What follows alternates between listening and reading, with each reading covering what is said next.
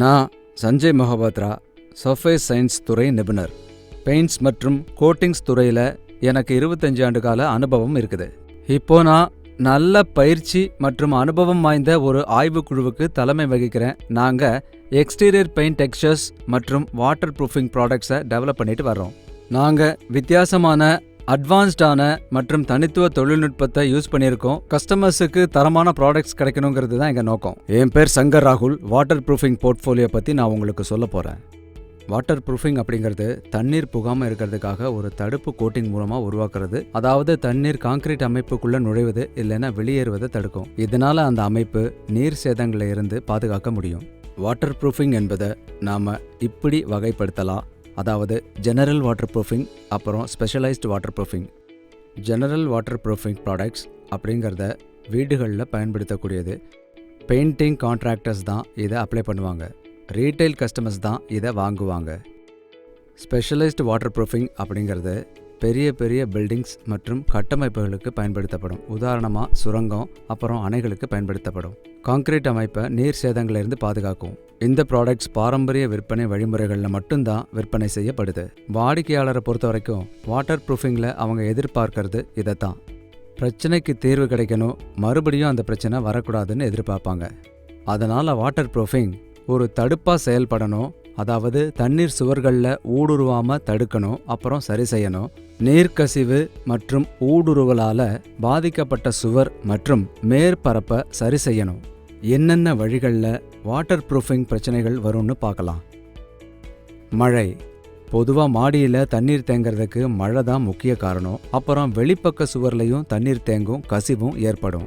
மொட்டை மாடி இல்லைன்னா சன்ஷேடில் தண்ணீர் விரிசல்கள் வழியாக ஊடுருவும். விரிசல்கள் வழியாக தண்ணீர் நுழையும். குறிப்பிட்ட காலத்தில் இந்த தண்ணீர் கான்கிரீட் அமைப்புலையும் ஊடுருவும். சின்ன கேப் இல்லைன்னா விரிசல் மூலமாக. வாஷ் பேசின், அப்புறம் சுவருக்கு இடைப்பட்ட இடம், இங்கெல்லாம் தான் தண்ணீர் ஈஸியாக சுவரில் ஊடுருவும். நிலத்தடி நீர் உயர்வது ஈரப்பதத்துக்கு வழிவகுக்கும். அதில் உப்பு இருக்கிறதுனால சில சமயம் நீர் பூத்து போகும். நீர் பூத்து போகிறதுனா பெயிண்ட் படலத்துக்கு மேலே உப்புத்தன்மை உருவாகிறது. அதிக அளவு தண்ணீர் இருக்கக்கூடிய இடங்களில் இது பொதுவாகவே காணப்படும். பிளம்பிங் பிரச்சனைகள். மறைக்கப்பட்ட பிளம்பிங்கில் இருந்து கசிவை கண்டுபிடிக்கிறது கடினமானதாக இருக்கலாம். இதில் எங்கிருந்து தண்ணீர் லீக் ஆகுதுன்னு கண்டுபிடிக்க பிளம்பர் உதவி நமக்கு தேவை. ஏசியில் இருந்து தண்ணீர் சொட்டுறது மற்றொரு பிரச்சனை. பொதுவாக வாட்டர் ப்ரூஃபிங் ப்ராடக்ட்ஸ் உட்புற மற்றும் வெளிப்புற பெயிண்டிங்கில் பயன்படும். புதுசாக கட்டின இடத்துலையும் சரி, மறுபடியும் பெயிண்ட் அடிக்கும் போதும் சரி. வாட்டர் ப்ரூஃபிங்கில் நிறைய வகையான ப்ராடக்ட்ஸ் இருக்குது. புது வீடு இல்லைன்னா அப்பார்ட்மெண்ட் கட்டும்போது அதை யூஸ் பண்ணலாம். மற்றும் ஒரு இடத்தை சீராக்கும் போது, குறிப்பாக நீர்க்கசிவு இல்லைன்னா விரிசலை சரி செய்யும் போது யூஸ் ஆகும். இந்த வாட்டர் ப்ரூஃபிங் கோட்டிங்ஸ் எங்கே எல்லாம் அப்ளை பண்ணலான்னு பார்க்கலாம். கடுமையான வானிலை சூழல்களை எதிர்கொள்ளும் வெளிப்புற சுவர் மற்றும் மொட்டை மாடி. தண்ணீர், வெயில் மற்றும் யூவி ரேஸ்.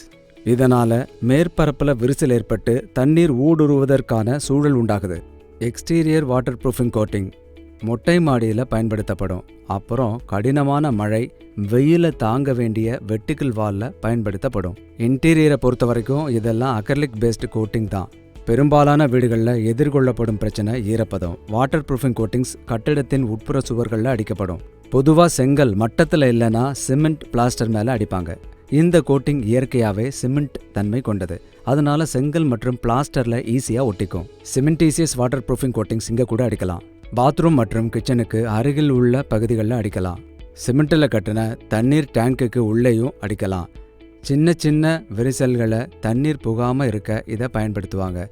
பொதுவாக கட்டுமான பணியின் போது இல்லைனா பிளாஸ்டரிங் பண்ணும்போது விரிசல் ஏற்படும். ஒருங்கிணைந்த வாட்டர் ப்ரூஃபிங் காம்பனன்ட்ஸ் மாதிரியான வாட்டர் ப்ரூஃபிங் கெமிக்கல்ஸ் சிமெண்டோட கலக்கும்போது காங்கிரீட்டோட துளையிடும் தன்மை குறையும். இது ரிப்பேர் பணிகளில் வாட்டர் ப்ரூஃபிங்க்கு பயன்படும். கிராக்டு பில்லர்ஸ், பவுடர் பேஸ்ட்ல இருந்து சிறிய விரிசல்களை நிரப்ப பயன்படுத்தப்படுது. ரிப்பேர் பாலிமர்ஸ் கூட சிமெண்டோட மிக்ஸ் பண்ணுவாங்க. அகலமான பெரிய விரிசல்களை நிரப்புறதுக்கு இது பயன்படுத்தப்படுது. பிளாஸ்டர் மற்றும் கான்கிரீட்.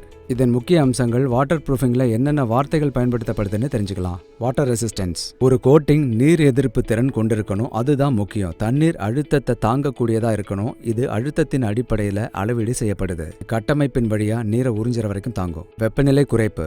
பொதுவாகவே வெள்ளை மேற்பரப்பு யூவி ரேஸ் மற்றும் வெப்பத்தை பிரதிபலிக்கும்.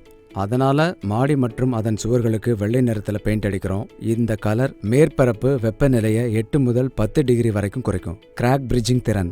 கட்டமைப்புகளில் காலப்போக்கில் விரிசல்கள் உண்டாகும். வெப்பநிலை மாற்றங்களால் இது ஏற்படுது.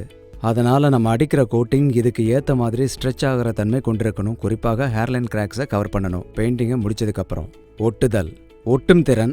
நாம் எந்த கட்டமைப்பில் அடிக்கிறோமோ அதில் ஒட்டக்கூடிய தன்மை இதுக்கு இருக்கணும். இதை புல் ஆஃப் அதர்ஷன் டெஸ்ட்னு ஒன்று இருக்குது, அதை வச்சு அளவிடலாம்.